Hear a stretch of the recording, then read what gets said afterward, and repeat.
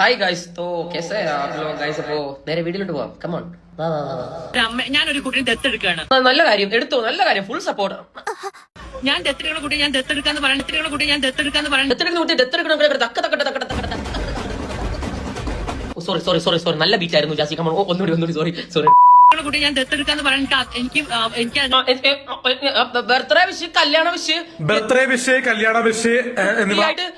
2000 രൂപയ്ക്ക്. സോറി, ഇതെന്തോ അലിൻ ജോസ് പെരേരയുടെ ബാധ കൂടി. ഇതെന്തോ പറയുന്ന കുട്ടി ഞാൻ ദത്തെടുക്കാന്ന് പറഞ്ഞു.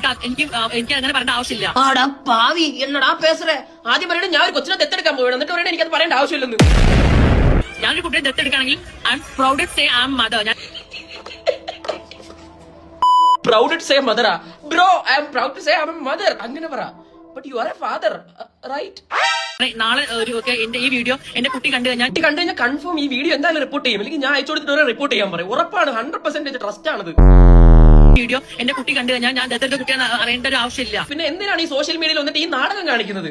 നിങ്ങൾ എന്നെ തുടക്കം പറയുന്നു എനിക്കൊരു കുട്ടീനെ ദത്തെടുക്കണോ, എന്നിട്ട് പറയണേ എനിക്ക് അത് കൊച്ചിന്റെ അടുത്ത് പറയേണ്ട ആഗ്രഹമില്ലെന്ന്. എന്താ അവൻ വലുതായിട്ട് ഫോൺ എടുത്ത് റീൽ തോണ്ടൂലേ? നിങ്ങൾ ഈ പറയുന്നൊന്നും കേൾക്കത്തില്ലേ? ഇപ്പൊ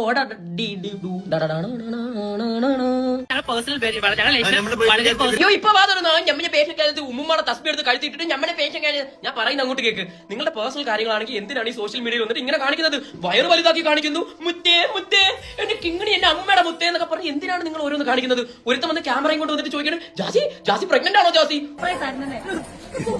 വൊമിറ്റ് ചെയ്ത് കാണിച്ചു കൊടുക്കുന്നത്. ഇതാണോ നിങ്ങൾ ദത്തെടുക്കാനുള്ള ഫോർമാറ്റ്? നിങ്ങൾക്ക് ഇപ്പൊ അച്ഛനാവണമെങ്കിലും അമ്മയാവണമെങ്കിലും രണ്ടച്ഛനാവണമെങ്കിലും ഒരു അമ്മയും ഒരു അച്ഛനും ആവണമെങ്കിലും അത് നിങ്ങൾ പേഴ്സണൽ ആണെങ്കിൽ പേഴ്സണൽ ആയിട്ട് കൊണ്ടോ. എന്തിനാണ് സ്ത്രീകളെയും ഗർഭിണികളെയും കളിയാക്കുന്നത്?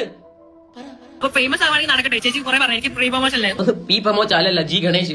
ഇത് ഞാൻ ഒരു കാര്യം പറയട്ടെ. ഞാൻ ഇത് ബേസ് ചെയ്ത് ഈ ഒരു പോസ്റ്റിൽ ഞാൻ ഒരു കമന്റ് ഇട്ടായിരുന്നു. ആ കമന്റ് ഞാൻ നിങ്ങൾക്ക് കാണിച്ചു തരാം. ഓക്കെ, ഇങ്ങനെ കളിയാക്കുന്നത് ഇതൊക്കെ ചുമ്മാ ഇല്ല, നോർമൽ ആയിട്ട് എല്ലാവർക്കും എല്ലാ മണ്ണുകൾക്കും കയറി ഈ പ്രസവം പ്രഗ്നൻസി എന്നൊക്കെ പറഞ്ഞിട്ടുള്ള കാര്യമല്ലെന്ന് പറഞ്ഞിട്ടായിരുന്നു. അപ്പോൾ അത് ബേസ് ചെയ്ത് എനിക്ക് ഒരുപാട് റിപ്ലൈസ് വന്നായിരുന്നു. അതെല്ലാം ഞാൻ നിങ്ങൾക്ക് കാണിച്ചു തരാം. സത്യം, ഞാനൊക്കെ ഒരു കുഞ്ഞു ഭാവയ്ക്ക് വേണ്ടി 4 വർഷമാണ് കാത്തിരുന്നത്. പോകാൻ ക്ഷേത്രങ്ങളില്ല, കാണിക്കാൻ ഹോസ്പിറ്റലില്ല. അവസാനം പൈസ തീർന്ന് ഗതികേടായപ്പോൾ ഞാൻ എന്റെ ഹസ്ബൻഡിനോട് പറഞ്ഞു ഇനി കിട്ടുമ്പോൾ കിട്ടട്ടെ എന്ന്.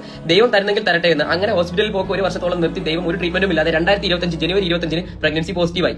ഈ സെപ്റ്റംബർ 4 ഒരു പൊന്നുമോൾക്ക് ജന്മം നൽകാൻ കഴിഞ്ഞു.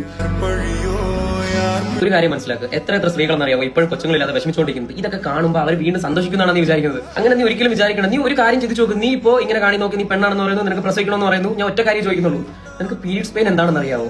ആ പെയിൻ നീ അനുഭവിച്ചിട്ടുണ്ടോ? ആ പീരീഡ്സ് വരുന്നതിന് മുന്നേ ഉള്ള പെയിൻ നീ അനുഭവിച്ചിട്ടുണ്ടോ? കൈവേദന, കാലുവേദന, മുട്ടുവേദന, ജോയിന്റ് വേദന, അത് വേദന, ഇത് വേദന, ബാക്ക് പെയിൻ, അങ്ങനെ ഇങ്ങനെയൊക്കെ കുറെ വരും.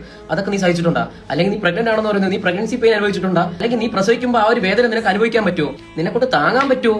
ഇല്ല ബ്രോ. നിങ്ങൾ അഡോപ്റ്റ് ചെയ്തോ, നല്ല രീതിയിൽ വളർത്തിക്കോ, നമ്മൾ എല്ലാത്തിനും സപ്പോർട്ടാണ് എന്ന് വെച്ച് കോമാളിത്തരം വേണ്ട. സോ നല്ല പോലെ കൊണ്ടുവന്ന് നോക്കുക, ആൾക്കാരെ കളിയാക്കാതെ. ഓക്കെ, പോട്ടെ, ബൈ.